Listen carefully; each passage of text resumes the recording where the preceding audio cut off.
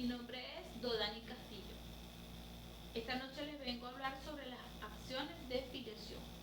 Las acciones de filiación en realidad se pretende una decisión judicial que establezca esa controversia que hay en torno a la filiación de una persona.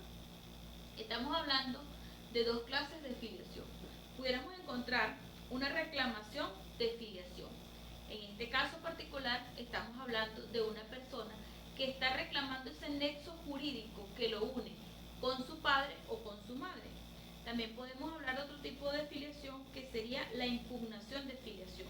Cuando vamos ante una impugnación de filiación, se busca que en esta controversia se le quite esa filiación que indebidamente se le otorgó a una persona. Acciones de filiación de reclamación, pudiéramos citar en el ejemplo una acción de reclamación de Estado. En este caso precisamente el hijo es el que intenta esta acción y él persigue demostrar su maternidad matrimonial o la falta de partida de nacimiento y posesión de Estado como tal. Pero la acción como tal que debe impulsar se llama acción de reclamación de Estado. Cuando estamos frente a una acción de inquisición de paternidad extramatrimonial, ¿qué pretende la persona? El hijo, ¿verdad?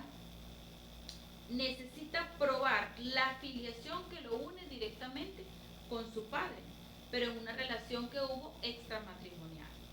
Se persigue lograr con esto un reconocimiento forzoso, puesto que no hubo un reconocimiento voluntario del padre hacia el hijo de esa filiación. Otra acción de filiación que podemos intentar es la inquisición de maternidad extramatrimonial. La filiación materna que existe directamente entre la madre y el hijo. También se pretende aquí un reconocimiento forzoso, puesto que no hay una voluntad de reconocer ese nexo filial que hay entre la madre y el hijo. También podemos hablar en este sentido de las acciones de impugnación de filiación. Es el caso contrario a cuando pretendo demostrar una filiación. La impugnación viene a demostrar que no existe fehacientemente esa filiación.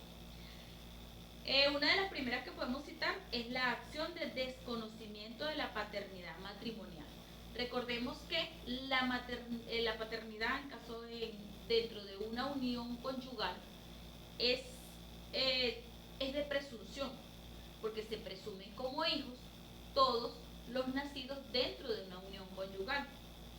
Entonces, cuando pretendemos desvirtuar esta presunción de paternidad matrimonial, es porque se le atribuye la paternidad de los hijos nacidos durante ese matrimonio dentro de los 300 días siguientes a la disolución del mismo. Es decir, ocurre una disolución de un matrimonio el día de hoy. El legislador le otorga 300 días, ¿verdad?, para que la cónyuge no tenga un hijo durante esos 300 días, puesto que si tiene un hijo en ese lapso de tiempo se presume como hijo de esa unión conyugal que se acaba de disolver. Cuando estamos hablando de una acción de impunidad de Estado, pretendemos aquí desvirtuar la prueba de maternidad matrimonial que una persona tiene en virtud de su partida de nacimiento. Es decir, que su partida de nacimiento lo hace acreedor de un derecho y pretendemos impugnar ese estado como tal, puesto que está viciado ese acto. También podemos hablar, en cuanto a las impugnaciones, de acciones de nulidad y de impugnación del reconocimiento. En este sentido, queremos desvirtuar el reconocimiento de la prueba de filiación extramatrimonial cuando fue falso o cuando se perfeccionó con violación de disposiciones legales. En este caso particular, nosotros vamos a apegarnos a una nulidad. Vamos a impugnar un acto que fue en su momento determinado como legal, pero con basamentos y con pruebas impulsadas podemos dar nulidad a ese acto. Resaltando las características, ¿verdad?, de las acciones antes descritas, nosotros tenemos que estar frente a una titularidad. ¿Quién es el titular de derecho? ¿quién es la persona que puede accionar?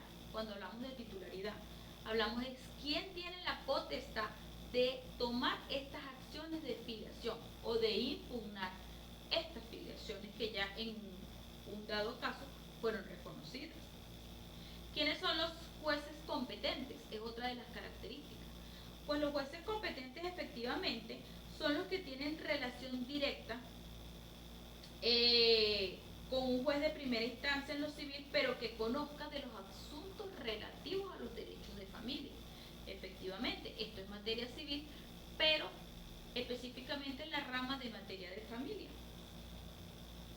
Otra de las características de estas acciones, que son acciones de orden público, es decir, que la acción de filiación es de carácter moral y de orden público. ¿Por qué se llama de orden público? Porque específicamente la paz del orden público depende mucho de la tranquilidad de la familia, y cuando hay una acción de filiación se altera esa vida familiar que hay. Entonces, el titular de la acción puede optar entre ejercerla o no, pero una vez que la ejerce ya pierde el control de la acción que ha intentado, y entonces es cuando en el juicio de filiación no tiene valor alguno la transacción, el desentimiento y el convenimiento. O sea, no podemos pactar ningún convenimiento, ningún desentimiento, ni ninguna transacción. Una vez que intentamos la acción, sigue su curso legal en manos del Estado. Una de las características más nobles que tiene el derecho de familia estas acciones son la imprescriptibilidad. ¿Por qué? Porque efectivamente un ciudadano viene a ser hijo de una madre y de un padre biológicos. Eso no prescribe, aun y cuando los padres pudieran fallecer, no prescribe porque se puede demostrar fehacientemente quiénes fueron sus padres biológicos. Entonces se habla de que la filiación ni se produce ni se pierde por el simple hecho de que transcurre el tiempo. Por eso es que hablamos de una característica de imprescriptibilidad. Otra de las características que podemos citar aquí sería la intervención del Ministerio Público de Menores. Pero esto es cuando se trata de que una de las partes accionantes está incursa una persona que es menor de edad. Por lo tanto, debe estar en el proceso un procurador del menor. Una característica resaltante y muy válida de estas acciones son la publicidad. Se habla de una publicidad previa y una publicidad posterior. La publicidad previa es cuando se intenta la acción de filiación. Debe hacerse público y notorio de que se está comenzando una acción de filiación y debe manifestarse a través de un diario local del tribunal que lleva a cabo el caso.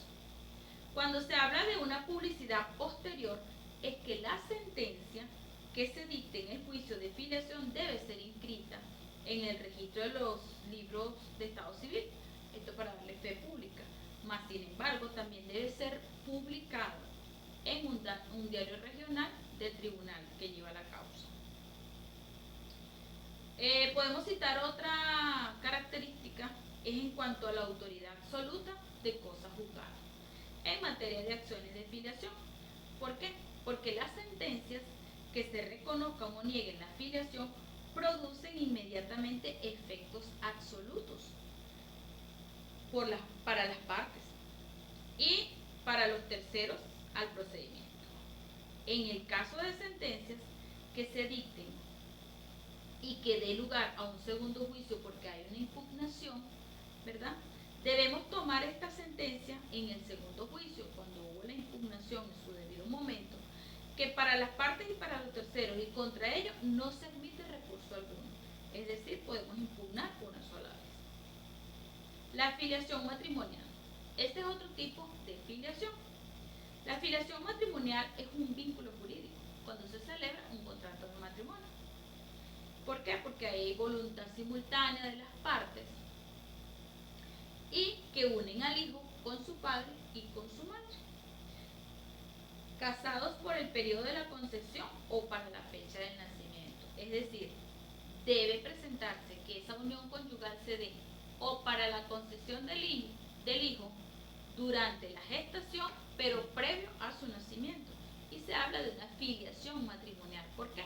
Porque da pie a que el niño nace dentro de una unión conyugal. La prueba en extremos sobre las cuales recae esta filiación matrimonial. La prueba de la filiación matrimonial implica la prueba de 4 elementos, es decir, que simultáneamente se den estos 4 elementos, y se basa en la concurrencia de el matrimonio de los padres, la maternidad y la paternidad. Por último, y el elemento más importante que da inicio a la filiación, que es la concepción durante el matrimonio. Cuando hablamos de los matrimonios entre los padres, es la constatación del vínculo matrimonial y se demuestra probando que los padres del hijo se casaron y que el matrimonio subsiste o que subsistió durante el periodo legal de la concesión o para la fecha del nacimiento del hijo. La subsistencia que constando que se celebró de presumirse salvo que se demuestre lo contrario. La prueba en contrario es que nunca se celebró dicho matrimonio a la que se hace alusión. Para eso es constatar de un documento probatorio. Cuando hablamos de filiación en el caso de la maternal, la filiación o maternidad, filiación materna, es directamente vinculado jurídicamente el hijo con la madre solamente. Una prueba de filiación materna, la filiación materna es muy fácil de comprobar, mas sin embargo hay casos específicos donde se complica dependiendo la data y cómo hayan ocurrido los hechos. Pero sí se puede hablar jurídicamente de que la filiación materna es una relación entre la persona de la mujer que dio a luz, única y exclusivamente se da con la mujer, y la persona que necesita comprobar legalmente que esa es su madre. Al comprobar la maternidad es demostrar legalmente que el hijo que nació de la mujer que pretende tener por madre resulta de un parto. La madre es quien da a luz a ese hijo y esto es un hecho biológico aparentemente notable y susceptible de prueba directa. De prueba directa en el sentido cuando las mujeres dan a luz en un centro asistencial.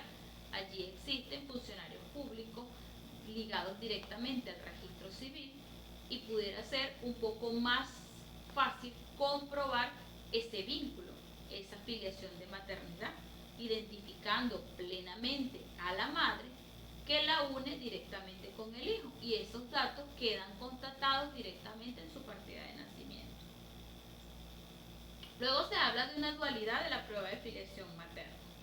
El parto de determinada mujer y la identidad quien pretende beneficiarse de la prueba con la persona que nació directamente de ese parto, pero es única y exclusivamente la identidad lo que va a anexar ese hijo con esa madre directamente. Los medios de prueba de esa filiación materna pudiera ser el acta de nacimiento. Irrevocablemente el acta de nacimiento es un documento probatorio, ¿verdad?, para esa filiación materna. Se prueba con el acta de nacimiento inscrita en los libros de registro civil e identificación plena de la madre. Las características de esta prueba. La partida de nacimiento, acta de nacimiento, es una prueba preconstituida. Esa es la característica básica porque es el documento. Obviamente, cuando el niño nace no va a intentar la prueba de la acción de filiación. Por eso se habla de un documento o una prueba preconstituida. ¿Qué alcance probatorio tiene esta partida de nacimiento? En el artículo 457 del Código Civil nos establece que los actos del Estado Civil registrados en las formalidades preceptuadas en este título tendrán de carácter auténtico respecto a los hechos presenciados por la autoridad.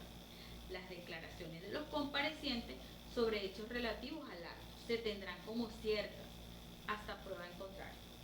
Cuando dice se tendrán como cierta es que se da fe de que los datos que están manifestando en esos momentos, tanto la identidad de la madre como también la del padre, son ciertos. Entonces se da como ciertos los datos que ellos están manifestando, así también se toman en cuenta cuando ellos manifiestan que están previamente casados. Entonces es por ello que la partida de nacimiento proviene de un matrimonio, en el caso que proviene de un matrimonio directo, señalan el estado conyugal de los padres y constituye una presunción. ¿Por qué? Porque las partidas de nacimiento, cuando nosotros tenemos un documento que es una partida de nacimiento, dice, manifiesta la madre que es y describen el nombre del hijo solamente. Identifican a la madre, describen el nombre del hijo y dice ser cónyuge o es la cónyuge de, identifican al padre. Entonces se toma como cierto esos datos que están dando, más sin embargo, en esa partida de nacimiento y en ese registro puntual que se está haciendo, nos lleva anexa el acta de matrimonio como tal. Pero es un documento que deben presentar ante la autoridad civil. Luego podemos hablar de un reconocimiento voluntario de la maternidad. Su palabra lo dice, voluntario. Es cuando yo expreso voluntariamente ese reconocimiento. En defecto de la partida de nacimiento, también prueba de filiación materna, la declaración que hiciere la madre después de su muerte sus ascendientes. Es decir, que se puede demostrar esa filiación por medio de los ascendientes de la madre cuando ya ésta fallece. Y se reconoce una filiación. Podemos hablar también de la posesión de Estado.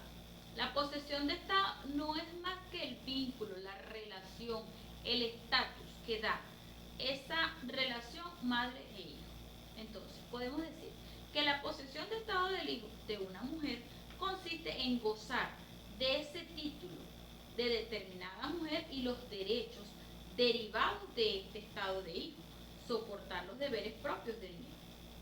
Una persona tiene la posesión de estado de hijo de una mujer determinada cuando se comporta como titular, cuando se comporta como su hijo y cuando la madre da esa conducta también y ese trato a su respectivo hijo. Y eso es una prueba ante la sociedad. Muy validera tanto como el documento de la partida de nacimiento. Los elementos que podemos citar directos a la posesión de Estado. Tenemos 3 elementos básicos que son el nomen, que quiere decir que el hijo haya usado habitualmente el apellido que le corresponde conforme a la filiación que pretende tener. Entonces, en una posesión de Estado pudiéramos estar hablando que el hijo use como apellidos los que corresponden a los padres que él señala tener. Luego dice el tractus, que se refiere a un presunto progenitor que lo haya tratado como su hijo. O sea, es el trato que haya habido, la relación que se haya desarrollado directamente entre ese hijo y esos padres. Ese tractus se refiere al hijo y quien pretende tener el estado de hijo y a su vez haya tratado a su progenitor como tal. Y por último, el elemento de posesión de estado, tenemos la fama, que se refiere que el presunto hijo haya sido reconocido como tal por la familia y la sociedad. Tiene mucho que ver con el entorno, con todos sus familiares.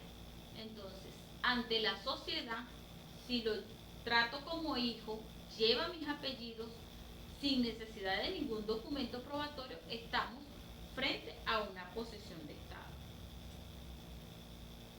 En el artículo 214 del Código Civil podemos citar: la posesión de estado de hijo se establece por la existencia suficiente de hechos que indiquen normalmente las relaciones de filiación y parentesco de un individuo con las personas que se señalan como sus progenitores y la familia a la que dice pertenecer. Entonces es en este caso donde la familia da fe de ese estado, de esa presunción de estado, y en cuanto a los elementos nos referimos a la fama. Los principales entre estos hechos son que la persona haya usado el apellido, que estos le hayan dispensado el trato de hijo y que haya sido reconocido como hijo, tal cual como estábamos hablando en los elementos. Un alcance probatorio de esta posesión de estado. La prueba de la maternidad requiere la demostración de 2 elementos: el parto de una mujer de determinada, que esté bien identificada, ¿verdad? Y que esté señalada en una fecha específica. entonces de quien pretende beneficiarse con la prueba con la persona que nació, y esto vincula directamente a la mujer con esa persona que señala que es su hijo. La prueba judicial de la filiación materna está establecida en el 199 del Código Civil.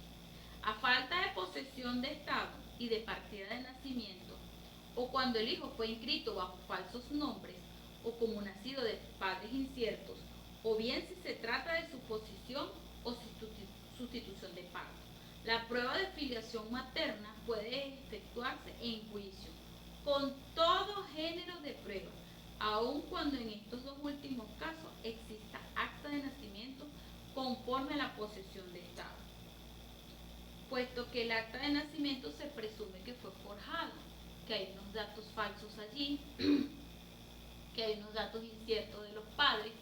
Entonces ahí se tienen que impulsar toda clase de pruebas que el juez manifieste necesario y requiere necesario para llevar a cabo esta acción de filiación. Cuando hablamos de filiación de paternidad o filiación paterna, es el vínculo directo solo entre el padre y el hijo. La prueba de paternidad de los hijos nacidos o concebidos durante el matrimonio. Bueno, hay una presunción, ¿verdad?, de paternidad, como lo establece el 201 del Código Civil, que específicamente dispone que el marido se tiene como padre del hijo nacido durante el matrimonio o dentro de los 300 días siguientes a la disolución, que es lo que ya habíamos citado anteriormente. Para que funcione esta presunción de paternidad es necesario que esté demostrada la paternidad la maternidad en el matrimonio. Es decir, prevalece primero la prueba de maternidad. Principalmente debe ser probada que existe una maternidad, que hay un matrimonio, que hay un vínculo conyugal allí para que se dé esta presunción. Si no están incursos todos esos elementos, no hay una presunción de paternidad, porque entonces no hubo un establecimiento de un matrimonio como tal previo al nacimiento del niño o previo a su concesión. Las características. En la presunción legal, es posible demostrar que no se han dado los hechos de los cuales se deduce esa paternidad del marido, de la madre en relación con los hijos de ella. Es fácilmente demostrar cuándo fue la fecha exacta donde se contrajo ese matrimonio, donde se celebró ese contrato. Si no fue antes de la gestación del niño, durante la gestación del niño y antes de su nacimiento, entonces no goza de esa presunción legal, porque se tiene como nacido. Esa filiación de paternidad específicamente se da es cuando hay una unión conyugal y se presume que el padre es el esposo de esa señora. En una presunción imperativa, mientras no se haya dado la prueba en contrario, mientras no se haya desvirtuado la presunción, se estima que corresponde a la realidad y por mandato de ley, porque era la intención del legislador, se presumen como hijos dentro del matrimonio los que hayan sido concebidos en este contrato. Luego podemos hablar de un fundamento de la presunción de paternidad. La concepción clásica basa de la presunción de paternidad en la cohabitación y fidelidad matrimoniales. O sea, se presume que existe una cohabitación entre los cónyuges y también que hay una fidelidad matrimonial de la madre hacia ese padre. Luego se explica que como consecuencia de relaciones sexuales entre los cónyuges, además deben ser exclusivas, es decir, que la mujer solamente debe mantener relaciones sexuales con su esposo. Entre los cónyuges que además deben ser exclusivas, como cita aquí la ley, y afirma que los sostenedores de esta concesión que en el matrimonio impone a los esposos el deber de convivencia, de cohabitación, para lo que es posible presumir que los cónyuges consumaron el matrimonio y continuaron cohabitando y que la esposa ha cumplido ese deber de fidelidad. En cuanto a la concesión durante el matrimonio y sus pruebas.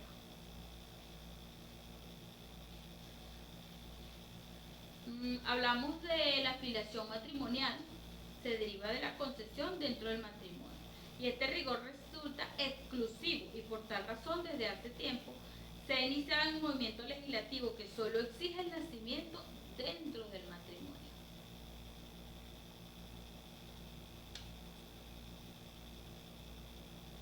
En cuanto al desconocimiento de la paternidad.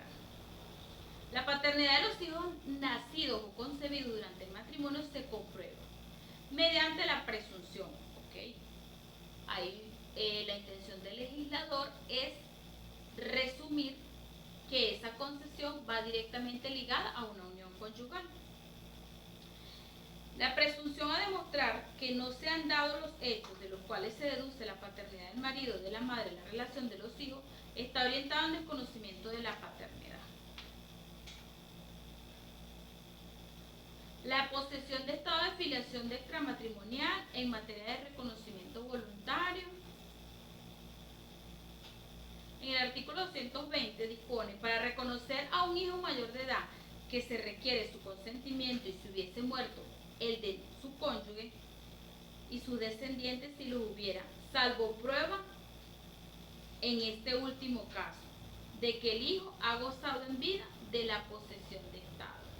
Es decir, que se pudiese reconocer pudiese ser un reconocimiento de paternidad aún cuando el hijo ha muerto, pero no precisamente para los casos de sucesión, más sin embargo en materia de reconocimiento forzoso es que aplica directamente, pero cuando ese hijo ha gozado de una posesión de estado directamente con su padre y hace un reconocimiento post morte, entonces directamente se puede ligar para una sucesión.